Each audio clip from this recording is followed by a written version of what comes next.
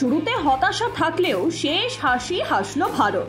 ব্যক্তিগত ইভেন্টে এয়ার পিস্তলে রবিবার পদক জিতেছিলেন মনু বাকের এবং সেই দিয়েই প্যারিস অলিম্পিকে পদকের খাতা খোলা হয় মনুর হাত ধরে।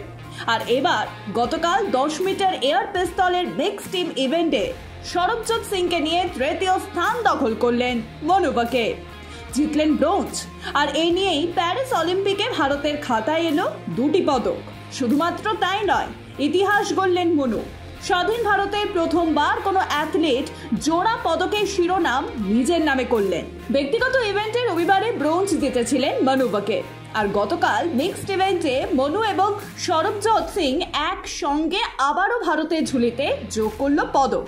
তাদের সাফল্যের পরই শুভেচ্ছা বার্তা সোশ্যাল মিডিয়ার মারফতে দিয়েছিলেন প্রধানমন্ত্রী নরেন্দ্র মোদী। তারপর সরাসরি ফোনে কথা বললেন প্রধানমন্ত্রী সরবজোতের সঙ্গে।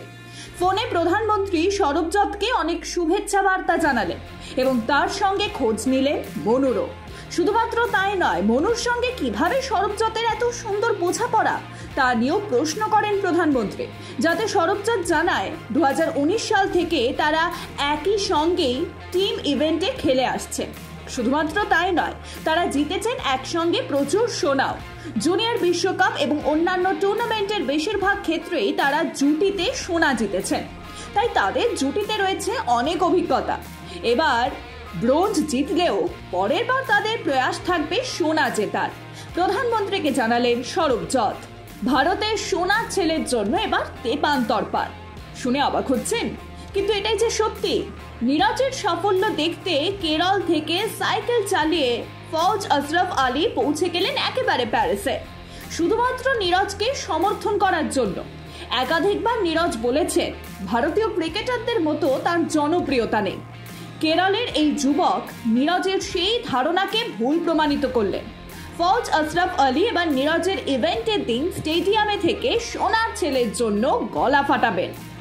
প্যারিস থেকে কেরলের দূরত্ব প্রায় 22,000 কিলোমিটার। প্রিয় তারকাকে সমর্থন দিতে সে 2 বছর ধরে 30টি দেশ অতিক্রম করে পৌঁছে গেছেন প্যারিস অলিম্পিকে।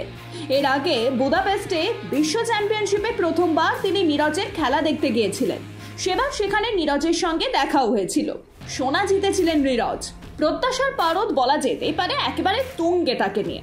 গতবারে টোকিও অলিম্পিক্সে জ্যাভলিনে সোনা জিতেছিলেন তিনি, আর এবছর প্যারিস অলিম্পিক্সের জন্য প্রস্তুতি নিচ্ছিলেন তুরস্কে। অবশেষে অলিম্পিক্সের শহরে পা রাখলেন তিনি। অলিম্পিক্স ভিলেজে পৌঁছে নীরজ সোশ্যাল মিডিয়ায় লিখলেন, নমস্কার প্যারিস, অলিম্পিক্সের গেমস ভিলেজে অবশেষে পৌঁছতে পেরে আমি উত্তেজিত বোধ করছি। 6 আগস্ট নামবে নীরজ, ফাইনাল হবে 8ই আগস্ট। চলতি প্যারিস অলিম্পিকে এই নিয়ে হকিতে দ্বিতীয় জয়লাভ ভারতের। মঙ্গলবার গ্রুপের তৃতীয় ম্যাচে আয়ারল্যান্ডকে 2-0 গোলে হারিয়ে দিল ভারত। 2টি গোলই করেন অধিনায়ক হরমনপ্রীত সিং। এই জয়ের সুবাদে ভারতীয় দল অলিম্পিক্সের হকির কোয়ার্টার ফাইনালে ওঠার ব্যাপারে অনেকটাই এগিয়ে গিয়েছেন। এদিন আয়ারল্যান্ডের বিরুদ্ধে মাঠে নামার আগে নিউজিল্যান্ড এবং আর্জেন্টিনার বিরুদ্ধে করা ভুলগুলো শুধরে নিয়েছিল ভারত।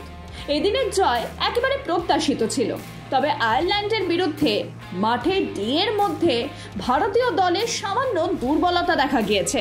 কোচ এবং অধিনায়ক দুইতেই এবার প্রথম সিরিজ ছিল সূর্যকুমার যাদবের এবং গৌতম গম্ভীরের। দুজনেই পাশ করলেন একেবারে লেটার মার্কসে। শ্রীলঙ্কাকে টি20 সিরিজে একেবারে ধুয়ে সাফ করে দিল ভারত। 3 ম্যাচে সিরিজে অপরাজিত থেকে 3-0 করে ভারত জিতে নিল সিরিজ। টস জিতে বোলিংয়ের সিদ্ধান্ত নেয় শ্রীলঙ্কা।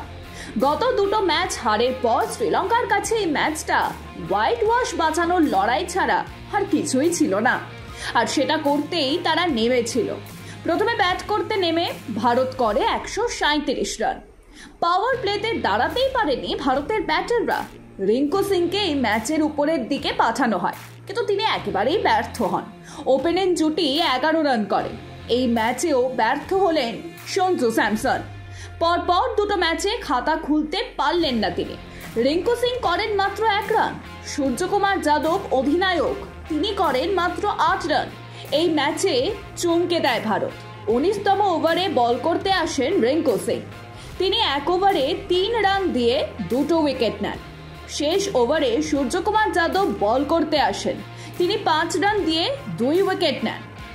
যেই প্লেয়ারকে আন্তর্জাতিক স্তরে বল করতে দেখা যায়নি তাদের বল করিয়ে চমকিয়ে দিলেন গৌতম গম্ভীর।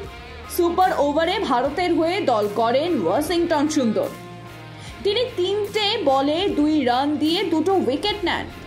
ভারতের জিততে দরকার ছিল 3 রান, সেটা সূর্য প্রথম বলেই 4 মেরে একেবারে তুলে ফেলেন।